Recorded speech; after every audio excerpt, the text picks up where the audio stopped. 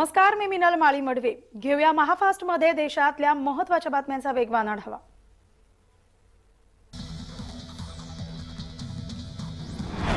Ration दुकानावर अन्नधान्याबरोबरच आता साडी देखील मिळणार आहे. राज्य सरकारच्या वस्त्रोद्योग विभागाने या संदर्भातील निर्णय घेतलाय.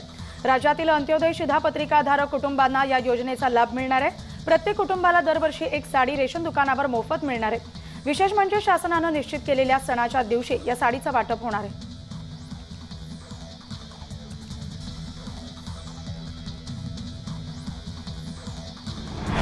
राज्य परिवहन आयुक्तालयाने वाहनांच्या वायू प्रदूषण प्रमाणपत्राच्या पीयूसी तपासणीची विशेष मोहीम सुरू केली.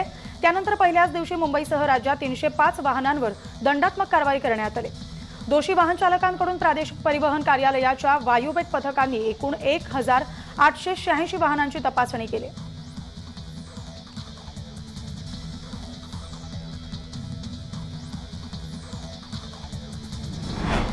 बोरिवली पश्चिम येथील प्रबोधनकार ठाकरे नाट्यगृहात दिव्यांगांचा विचार केलेला नाही.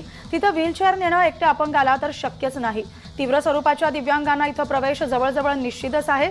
शासन दिव्यांगांसाठी वेगवेगळ्या योजना करते अशी घोषणा करत राहते. महानगरपालिकेकडे आर्थिक कमतरता नसतानाही अशा महत्त्वाच्या विषयावर पूर्णपणे दुर्लक्ष केलं गेलंय.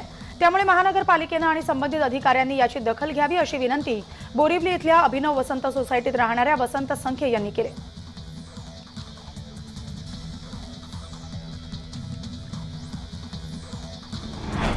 दरवर्षी 11 नोव्हेंबर हा दिवस भारतात राष्ट्रीय शिक्षण दिन म्हणून साजरा केला जातो.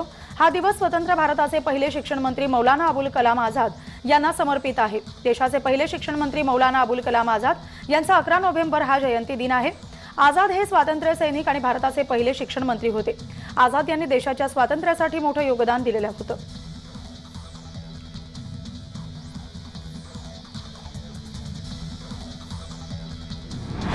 किल्ले वसंतगड इथं दिवाळी सण आणि शिवप्रताप दिनाचं औचित्य साधून दीप महोत्सवाचं आयोजन करण्यात आलं. या महोत्सवाला शिवप्रेमी आणि कराड तालुक्यातील मावळ्यांनी उपस्थिती लावली. या ठिकाणी एक दिवा माझ्या राजासाठी हा उपक्रम राबवण्यात आलाय. धनत्रयोदशी किल्ले वसंतगडावर शेकडो शिवप्रेमींनी दीप लावत दीपोत्सव साजरा केलाय.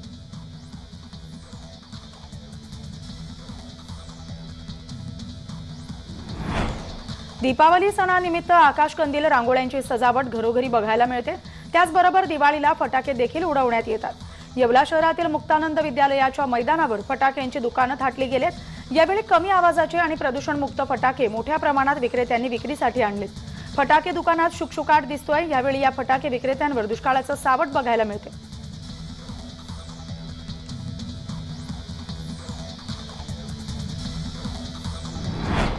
वायू प्रदूषण नियंत्रणाचा भाग म्हणून दिवाळी सणामध्ये रात्री 8 ते 10 या कालावधीतच फटाके फोडण्याचे निर्देश माननीय उच्च न्यायालयाने दिलेत. या अनुषंगाने सर्व मुंबईकरांनी निर्देशांचं पालन करावं. तसंच कमीत कमी वायू आणि ध्वनी प्रदूषण करणारे फटाके फोडावेत असं विनम्र आवाहन बृहन्मुंबई महानगरपालिका आयुक्तांनी केलंय.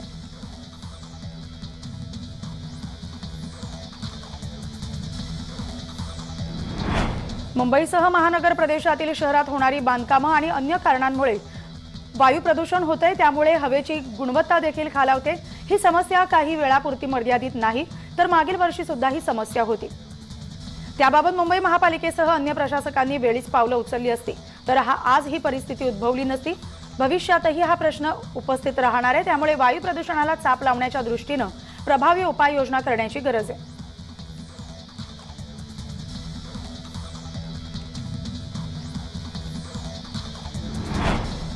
मुंबईसह महानगर प्रदेश क्षेत्रातील प्रदूषण नियंत्रणात आणण्यासाठी उच्च न्यायालयानं राज्य सरकारला उपाययोजना राबवण्याच्या सूचना दिल्यात. धुळीचं प्रमाण कमी होण्यासाठी विकासकांना नोटीस बजावल्यात. त्यानंतर पनवेल महापालिकेनं सायन पनवेल महामार्गावरून मुंबईत जाणाऱ्या वाहनांवर पाणी फवारण्याचा निर्णय घेतलाय.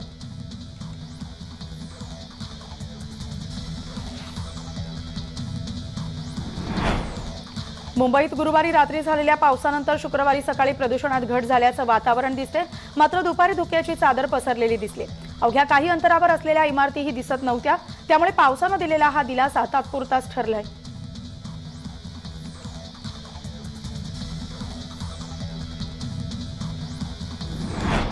दिवाळी फटाक्यांमुळे वायू प्रदूषण वाढण्याची शक्यता लक्षात घेऊन आणि सर्वोच्च न्यायालयाने फटाके फोडण्याबाबत रात्री 8 ते 10 अशी वेळ निश्चित केली असल्याचं पाहून मुंबई न्यायालयानंही शुक्रवारी हेच 2 तास निश्चित केलेत.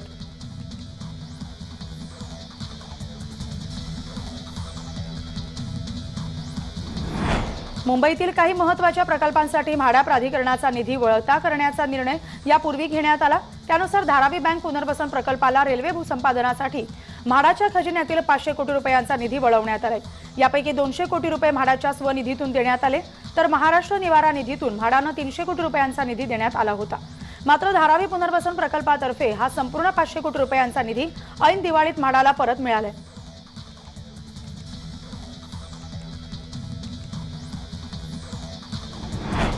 मुंबईत अस्वच्छता पसरवणाऱ्यांविरोधात दंडात्मक कारवाईचा बडगा उचलण्यासाठी क्लीनअप मार्शलची नियुक्ती केली जाणार आहे. त्या प्रस्तावाला महापालिका आयुक्त इक्बाल सिंह चहल यांनी मंजुरी दिली आहे. येत्या 1 डिसेंबरपासून मुंबईत क्लीनअप मार्शल तैनात करण्याचं महापालिकेनं नियोजन केलंय. त्यामुळे तब्बल 21 महिन्यानंतर क्लीनअप मार्शलची पुन्हा एकदा दंडात्मक कारवाई होणार आहे.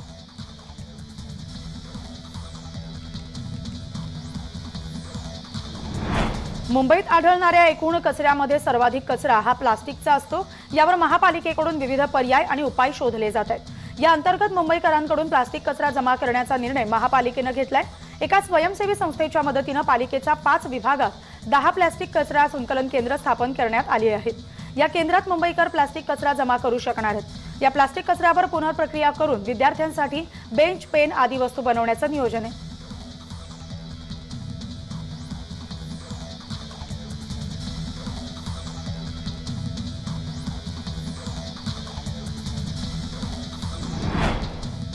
पंतप्रधान नरेंद्र मोदी सध्या चर्चेत आहेत. काही दिवसांपूर्वीच ते एम्बंडेस इन मिलेट्स या गाण्याच्या गीतलेखामुळे चर्चेत आले होते. आता पंतप्रधानांनी लिहिलेलं हे गाणं ग्रॅमी पुरस्कारासाठी नॉमिनेट झाले. धान्याचे फायदे जास्तीत जास्त लोकांना कळावेत यासाठी त्यांनी हे गाणं लिहिलं होतं.